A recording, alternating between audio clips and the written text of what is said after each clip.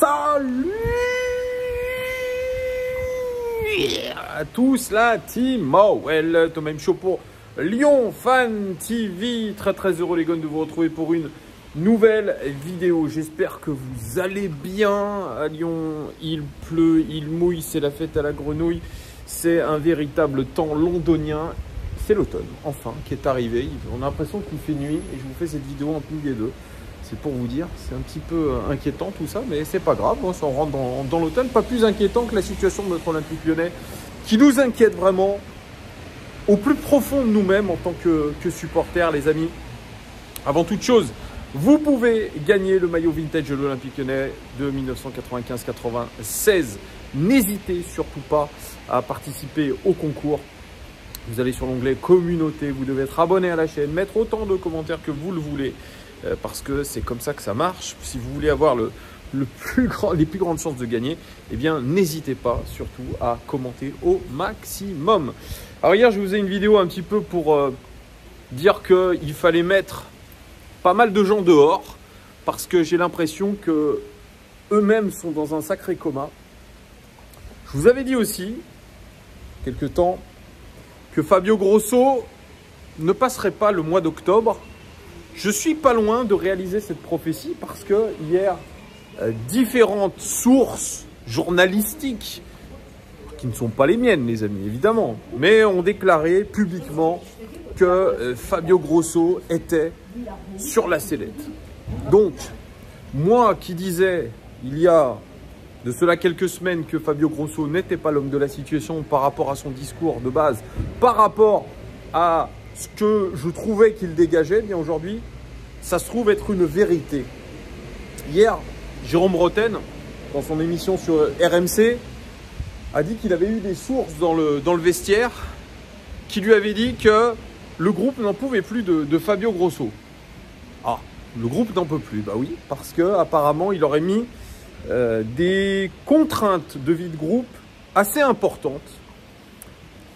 Il a notamment aussi fait travailler beaucoup ceux qui étaient restés pendant la trêve internationale à base de beaucoup de travail physique qui aurait épuisé les joueurs tout simplement. Et certains auraient dit que le début de match qu'ils avaient fait face à Clermont, on rappelle dernier de Ligue 1 quand nous les affrontons dimanche, eh bien ils étaient émoussés physiquement.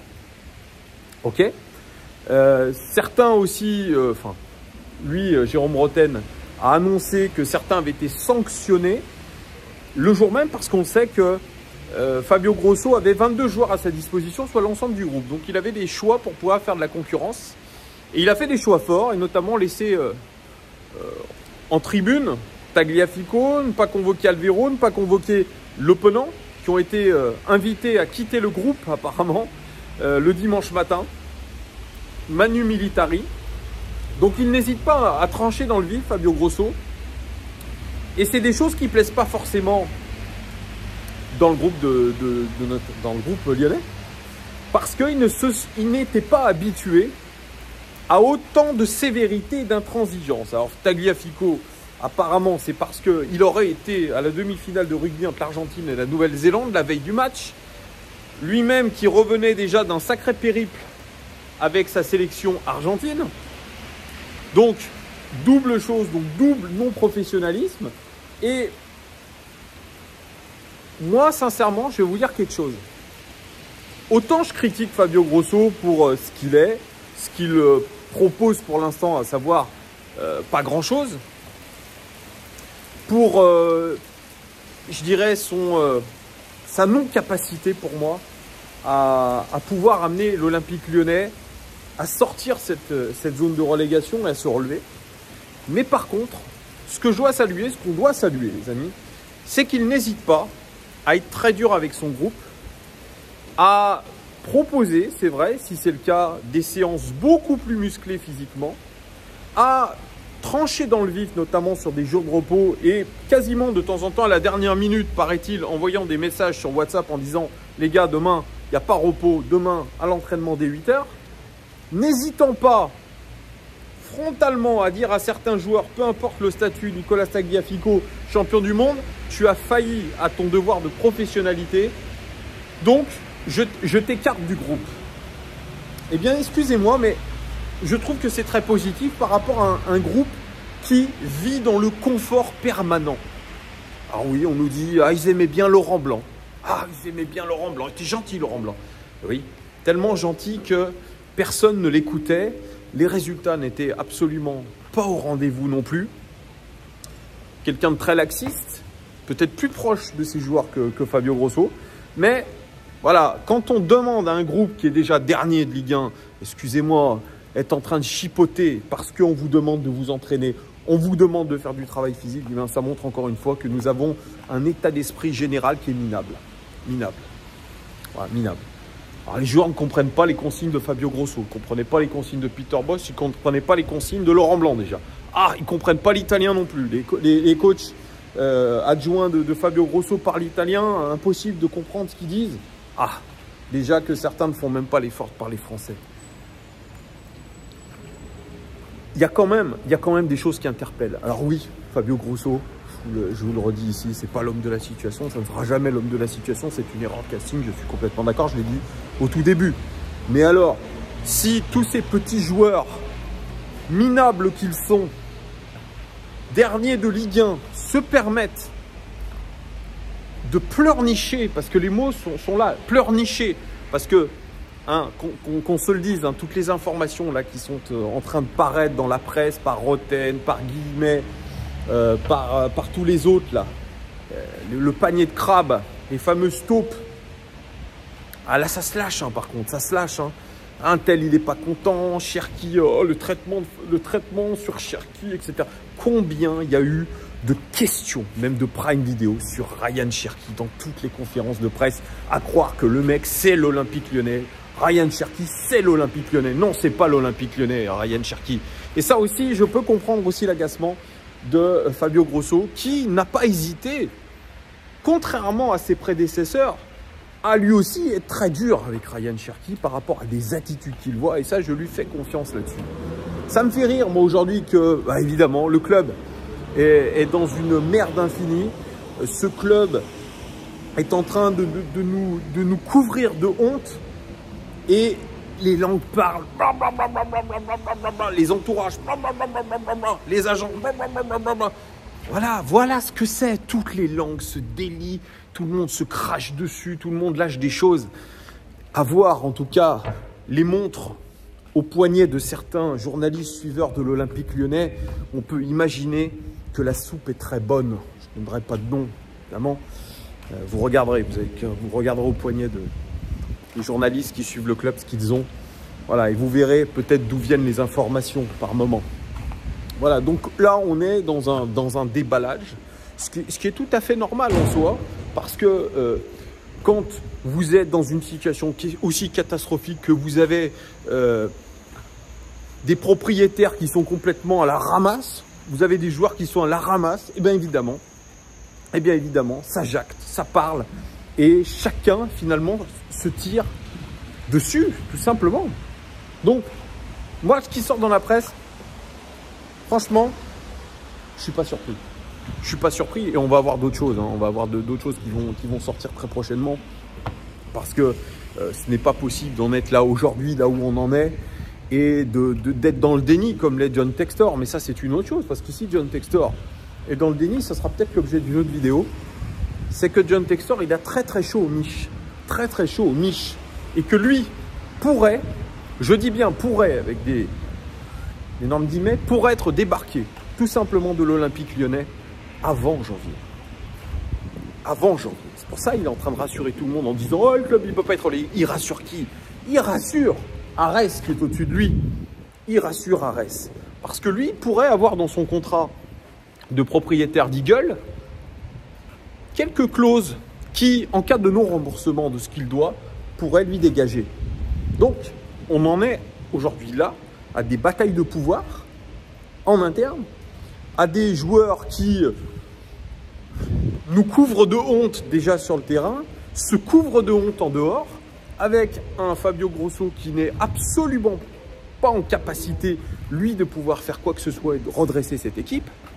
Donc il faudra évidemment, comme je l'ai dit hier dans ma vidéo, prendre des véritables décisions, des décisions fortes Probablement qu'il passera par un changement d'entraîneur. Je l'ai dit, c'est comme ça. Il faut un spécialiste du maintien, quelqu'un qui connaisse ça. C'est comme ça. Aujourd'hui, l'Olympique Lyonnais est en danger de mort. C'est un club qui peut se retrouver en Ligue 2, qui peut partir en faillite. Tout part à volo en ce moment. Donc les conditions de travail, vous l'imaginez, sont absolument démentielles. Là, on a appris aussi qu'Anthony Lopez a joué un match face à Clermont avec une commotion cérébrale parce qu'il a eu un choc apparemment violentissime avec Baldé la veille. Il a préféré prendre un petit anti-inflammatoire et un petit Doliprane pour pouvoir jouer le match, mais il n'était pas dans des conditions idéales. Déjà, j'ai envie de dire que c'est pas à Anthony Lopez de décider s'il joue alors qu'il a eu une commotion cérébrale sévère et qu'il a déjà eu ça en début de saison. Il joue avec un masque. C'est pas à lui de décider de s'il joue ou non. Là, on parle de football. Je veux bien qu'on parle de football, c'est ce qui nous intéresse. Mais là, il y a quand même la santé des joueurs. Donc, je ne sais pas ce que fout Jean-Marc Laborderie, le médecin en chef du club. Alors, je crois qu'il y a quelqu'un même au-dessus de lui. Mais franchement, mettre en danger comme ça les joueurs pour un match, certes vital face à Clermont, je crois que c'est absolument inadmissible. Alors ça, d'un côté, au niveau mentalité d'Anthony Lopez, on ne peut pas lui enlever que c'est un guerrier qu'il a envie de jouer. Pas de souci, mais qu'on protège quand même les joueurs. Ça aussi, ça me paraît être un minimum que de laisser faire ça. Bref, ça c'est autre chose. Donc là, franchement, préparer un match face à l'Olympique de Marseille, vous imaginez le calvaire que c'est. Les joueurs n'ont pas envie de s'entraîner, les joueurs soi-disant ne comprennent pas. Les joueurs voient partir des choses dans la presse. Et voici mon ami Chérian. Salut Thomas. Comment il va? Bah écoute, je pense que comme tous les Lyonnais... Hein, on va se mettre à l'abri là. Putain, il sort du bois. Comme le temps. Il sort du bois. Ah, comme d'hab, hein, là je suis caché, là, comme d'habitude. Hein. Bah... Alors parle-nous de la situation du club, parce que là j'étais en train de parler. Alors d'ailleurs, attendez, je finis en disant qu'il y a des choses qui sont importantes en termes de management. Vincent Ponceau est passé chez les féminines. Nous allons avoir un nouveau directeur du football. Probablement un Allemand, mais ça sera dans une vidéo, autre chose. Du coup, c'est la fin des féminines alors? Bah, je sais pas. Ah bah excuse-moi, mais... Bon alors, qu'est-ce que tu penses, Yann, quand on fait un ménage, il faut le faire le ménage du de A à Z. Parce que là, que j'ai envie de te dire, bah, on joue le maintien. Je comprends pas, je sais pas. Faut arrêter de dire qu'on joue avec des champions, qu'on joue même le milieu de tableau, on joue le maintien.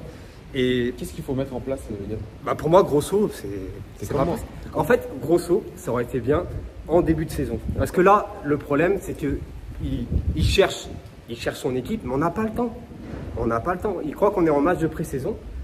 On n'a pas le temps. Et on voit que c'est pas l'homme de la situation. En fait. Il n'est pas fait pour ça. Il n'est pas fait pour ça. Donc on change d'entraîneur. Il faut un pompier de service. Voilà, il faut un Camboiré. Ouais. Non mais sérieusement. Ou un Antonetti. Alors... Non mais tu m'aurais dit ça il y a 3-4 mois. Je t'aurais rigolé au nez. Je dis, mais attends, c'est bon, on va pas jouer le maintien. Mais là, vraiment, ça marchera pas, mais au moins on tente. Parce que là, on fait la même communication que Bordeaux, que Saint-Etienne. Oh, mais vous inquiétez pas, ça va jamais nous arriver. Et ben voilà, on a bien vu. Et moi, je te dis que Bordeaux a 2 points de la zone de relégation. Moi, je te dis que si on descend, on remonte pas tout de suite. Hein. Ben non. Donc, il faut agir tout de suite. Il faut agir tout de suite. Est-ce que tu as encore confiance en John Textor, en Santiago Puig? Ça a bugué, les amis. Ouais. Donc, tu n'as pas confiance du tout en Textor. On a la même co que Clément, en fait. Clément Déallet voilà. Qui en prend un clin d'œil. Ouais, non, mais Grosso, pour moi, c'est pas l'homme de la situation. Et pour moi, il a fait 2 fautes déjà. La deuxième mi-temps contre Lorient, il ne doit pas changer son milieu de terrain.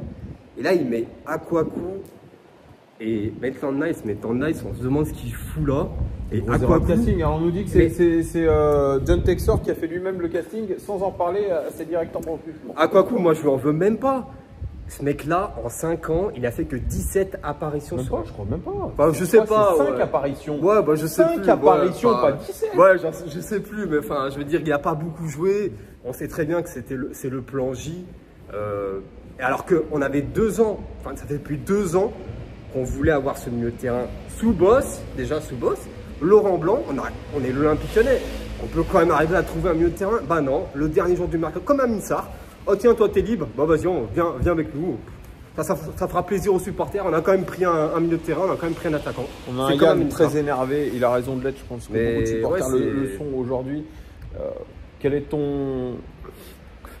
Tu as pas ton pronostic. La seule satisfaction, c'est le. Et pour dire, c'est le petit Diawara, quoi. Et encore, tu le vois sur des bribes de match. Ouais, mais. C'est pas sur un match complet, encore une fois. Par contre, tu peux m'expliquer pourquoi, à la mi-temps, c'est Enrique qui va les parler à Prime Video et O'Brien à la fin. Ouais, ils sont où les leaders? Ils sont où Lacazette? Ils sont où Lopez? Ils sont où Tolisso? C'est pas O'Brien qui doit les parler à Prime Video. Ouais, c'est vrai qu'il y a une faillite aussi de ce côté-là. Je suis un petit peu d'accord avec non, toi. pas... Comment tu vois la suite, c'est-à-dire notamment le match face à Marseille dimanche? Et tout le calendrier qu'il y a, tu l'as bien vu, le calendrier, il est mignon, le calendrier. J'ai envie de te dire, moi au départ, je t'aurais dit, souvent l'Olympique Lyonnais, on perd contre les petites équipes et contre les grosses, on est souvent là. Ah, voilà, lui c'est un bon. C'est un très bon. On est dégoûté, hein. Ah, mais bon. Le Lyon Hockey Club, le hockey sur glace, ils sont meilleurs que. Voilà. Et encore. On verra ce soir. On verra ce soir contre Grenoble, ouais, t'as raison. Petite pub pour le LHC. Ah oui, vous suivez le hockey. Ouais, je suis le hockey, ouais. Donc la suite des opérations, mon ami Yann. Non, bah écoute, comme je te disais, à l'époque, on perdait contre les petites équipes et contre les grosses, on allait faire des résultats, sauf qu'on avait des joueurs à cette époque-là. Là, on n'a plus rien. Donc, tu sens très mal les matchs jusqu'à la trêve. Après, moi, je suis supporter. J'espère qu'on va faire un résultat. Surtout en plus contre Marseille. Mais, vu tous les matchs, comment tu peux y croire? Moi, j'y crois vu pas. toutes les prestations. Moi, j'y crois pas. Vu toutes les prestations, c'est. Il faut arrêter de. Alors, ça dépend. Déjà, il faut que Grosso mette le bon milieu de terrain. Il a changé. Non, mais Diawara, il faut le mettre. D'une. Et moi, je mettrais un Tolisso Alvero. Alvero sanctionné disciplinairement, apparemment, encore une fois. Ouais. Puis j'ai entendu aussi Tagliafico, j'en ai parlé tout à l'heure. Du coup, je suppose dans ta vidéo, tu as dû faire part aux déclarations de Roten, non? Exactement, voilà. Ouais. Tout compris. Mais ce qui m'intéresse, moi, c'était déclarations. Alors après, moi, je sais pas si c'est vrai ou pas. En tout cas, les langues se délient, comme je l'ai expliqué. Donne-moi un pronostic pour finir pour le match contre Marseille, s'il te plaît. Pronostic? Ouais. Je sais pas.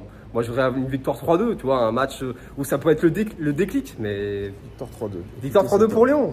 Est-ce que vous commenterez dans la vidéo, les amis, dans les commentaires, si vous êtes d'accord avec cet homme-là. Merci Yann, qu'on n'avait pas vu depuis un moment, qui est sorti du bois. Les amis, on vous dit à très très vite. Et n'oubliez pas, si vous voulez gagner le maillot... Ah oui, je l'ai dit aussi, mais... Communauté. Là, à chaque fois quand je viens... Il est bon, il y a toujours un maillot à gagner. Tu l'as pas encore gagné le maillot, mais tu vas c'est vrai, écoute, on verra. Ça Ciao, fera les un gars. euro à l'abonné de toute façon. Grave. Ciao à tous. Ciao les gars.